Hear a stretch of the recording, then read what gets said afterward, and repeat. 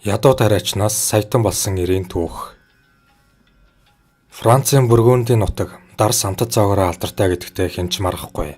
Усан үзмийн тариаланч Жан-Пьер Франкад нэг ч захиалга ирээгүй болохоор тэрээр усан үзмээ хураасан ч үгүй. Хавь ойрын хамаг дун хорхоо цуглаж түүний усан үзмийг амтрахын зооглоно. Бусдад хөөгдсөн бүх эмгэн умс ирж идэхэд Франк буян болог гэж бодно. Тэр өөрөө ч дунтай адил хооллож зөвхөн усан үзм идэж байлаа. Хайрлаж ирсэн хамаг тариаланг нь нялцгай битнүүд юучгүй болгож байгаа нь сонь санагдахч тэд зөвхөн жимс ус навч нахаач иддэг юмсанч. Нүцгэн мөчөр дээр ил бүнжих бөмбөлгийг урд нь олж хаях гэж их л зовдгсон. Гэтэл тариалангийн талбайд хаасаагүй цагаан бөмбөлөг ялалцах нь сувд цацаж орхоо юугэлтэй харагдана. Энэ бол дунгийн өндөг юм. Гайхалтай үр төлсөг энэ амтан 7 хоног бүрэл нэг өндөг гаргадаг. Уг нь Францын зарим нутагт дунгийн махаар нарийн зоог бэлддэг аж. Харин өндгийг нь яагаад ч юм ойшоодөггүй. Идвэл мууяр гэдэг. Хинч ямар амттайг нь эс мэднэ. Харин Бургундид бол дун байтугай хясааны махч иддэггүй. Жан саваагүй бодолд хөтлөгдөн нэгийг амстал тун тансаг амттай байлаа. Яг л алдарт орос хэлмний төрс гэсэн үг. Тэрээр өндөгнөөс хамтлаа идэв. Хэрвээ ресторанд ингэж зооглосон бол дороо хийж 1000 франк өрөх байсан биз. Ингээд Жан хамаг өндгийг хаман авахд 1 кг гарууханд болжээ. Саарл эмгэн умс гэдэг тариаланчдын заналтайсан өөрийг нь ийхүү хоосрлоос аврах юм гэж хэн санах вүлээ. Ингээд манер дун хорхоог өсгөн үржүүлэхээр шийджээ. Тэрээр зохиогчийн эрхийн газарт очиж бүтээгдэхүүнийхээ дээжийг толилуулав. Түүнээс өөр хинч эмгэн хумс өржүүлж төрсийг нь зарж болохгүй. Тэр даян дэлхийд тэргүүлэгч нь болох учиртай гэж бодон ийхүү яарвчилжээ. Ийхүү ажил нь ундарч гарлаа. Талбайд нь цугласан дунг төвч тоолоход 41257 ширхэг байв.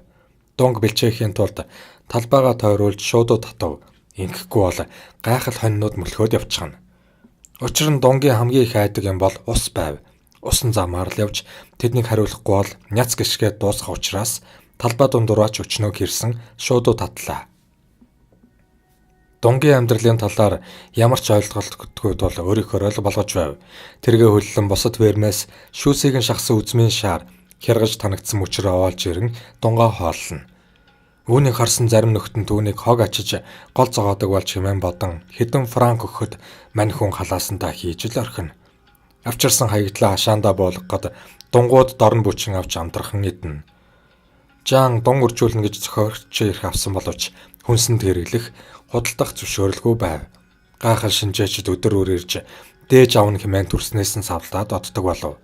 Сарын дараа лабораторийн шинжилгээ бэлэн болж хариу гарах байлаа. Жан өндгөө хэлмний төрсгээд зах дээр зарахад хүмүүс дорн авч дуусгахаж өдөр бүр $400-500 олох болсон Жаныг Оросын мафтай холбоотой болж гисэн сэрдсэн цууяраа тархав. Гэвч цууг сэтгэлийг нь зовоосонгүй. Харин мундаг тоглогч нар захиалга улам нэмэгдүүлж бод баясна. Тэд арайч Орос төрс биш юм. Гэхдээ үйлчлүүлэгчдэд таалагдж байгаа. Энэ армян төрснөөс ахиух нэг аваад ирээрэй. Чиний цаана баг улс бидэнд хамаагүй гэлцэн. Жанд цагдаагийн дуудлага ирсэн ч үйл ажиллагааны патент нэрж түүнийг хамгаалсан юм. Тэрээр дүүргийнхээ бүх дун хорхоог цуглуулах их ажилд орж шинээр худалдаа авсан ачааны машинаараа усан үзмийн тариалангийн хог шимэгч хоёрыг уйггүй зөөсөөр байв.